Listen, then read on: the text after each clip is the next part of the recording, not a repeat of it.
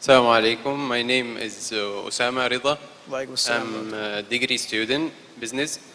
Just my question is about Salah. You've mentioned and give us knowledge about Zakah and how it benefit our society.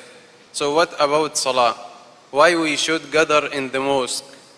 What is the benefit of it for the community and the society? Thank you. Brother asked the question that in my lecture I gave the example of zakat. What about salah? What is the benefit of salah? Why should you go to the mosque and have a congregation and gathering? Brother, I've given a full lecture on salah, the programming towards righteousness.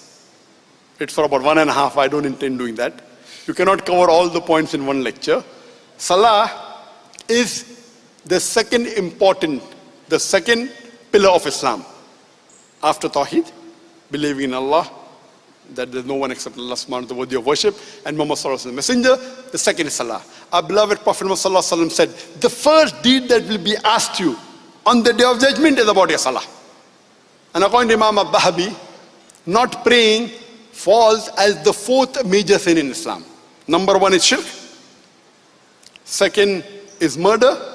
Third is black magic. Fourth is foregoing salah. It is the fourth major sin in Islam. And our beloved Prophet Muhammad said, mentioned in Sahih Bukhari, volume 1 in the book of Salah, that if you pray in Jama'ah, you get 25 times, 27 times more sawab. So praying in Jama'ah is 25 to 27 times better congregation. And there are several hadith of our beloved Prophet Muhammad. There are hadith of Prophet Muhammad, it's mentioned in Sahih Bukhari, volume 1 in the book of Salah, that the Prophet said that people do not come to the mosque for the Jummah Salah. He felt like telling one of the Sahaba to lead the Salah so that he would go and burn the houses of those people who did not come for the Jummah Salah. There's another hadith in which the Prophet Muhammad said. So based on the scholars, praying Jummah Salah is fard. And if you do it for 3 times without reason, Allah blocks your heart. And according to Imam al-Dhahabi, it is the 66th major sin in Islam. Not praying persistently Jummah Salah in congregation is the 66th major sin. Imam al-Dhahabi also says sin number 65, one sin before that persistently not praying in the mosque, in the congregation, Salah with Jama'ah without a valid reason. There's another hadith of Sahih Bukhari, volume 1, book of Salah. The Prophet said, the hypocrites did not come for the Fajr Salah or the Isha Salah. And if they knew the reward, they would come crawling. I felt like telling one of the Sahabas to lead the Salah so that I can go out and burn the homes of the men with them in it who did not come for the congregation Salah. So praying in Jama'ah, the 5 times Salah, according to very few scholars it is mustahab sunnah. Majority scholars says it is fard. Imam al-Dhahabi says in his book, in Kabair, it is the 65th major sin that if you do not pray 5 times Salah in the congregation in the mosque. So most of the scholars agree that you have to pray unless you have a valid reason, that if maybe you're traveling or if you're sick. Or normally at the time of the Sahabas, if a person did not come to the mosque to pray, he was either sick or he was a munafiq. That's what the Sahabas did. So praying compulsory in the Salah in congregation is a must. What are the various benefits? I can give a talk for 1 hour only on scientific benefits. Time doesn't permit me, but you can see my video cassette. You come closer to the Muslim Ummah, you get guidance from the Imam, your khushu increases. The best time, the best peace of mind is the time of Salah. And the best part of Salah is the sujood. Allah mentioned sajda and sujood in the Quran 92 times. But if you know what khushu is, you will understand it. You can only enjoy the fruit if you have a taste of it. So if you know what benefit of Salah, one minor benefit I'll tell you.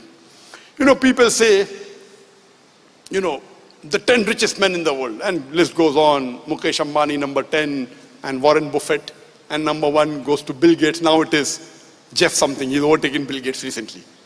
Jeff someone, who's the owner of Amazon. He's overtaken Bill Gates. Number 1. And there was another post that says, number 10 Ambani, number 3 Bill Gates, number 2 Jeff. Number 1 is who? A Muslim who offers 2 rakat of sunnah salah before Fajr. Because the beloved Prophet Muhammad said that if you pray 2 rakat sunnah before Fajr, it is more valuable than the earth and the wealth in it. So if you have a Muslim, you understand that, you will know the reward of that. It is a sunnah salah. Sunnah muakkada. So imagine what would be the reward for the Fajr salah.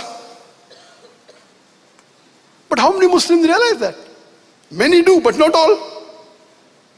If you know that, once a businessman approached me, he's a billionaire, but the Zakir, I pray 4 times salah, but I cannot get up for Fajr.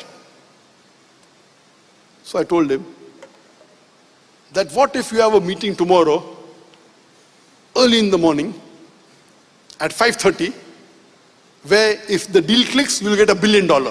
He said, I will not sleep the full night. So I told him, the sunnah salah of the Fajr is more valuable than the world and the wealth in it.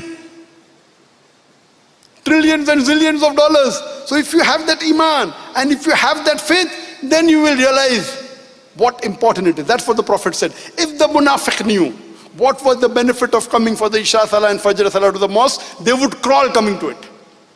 So unfortunately, most of us Muslims don't know the benefit. But Alhamdulillah, I'm happy in Malaysia as compared to India.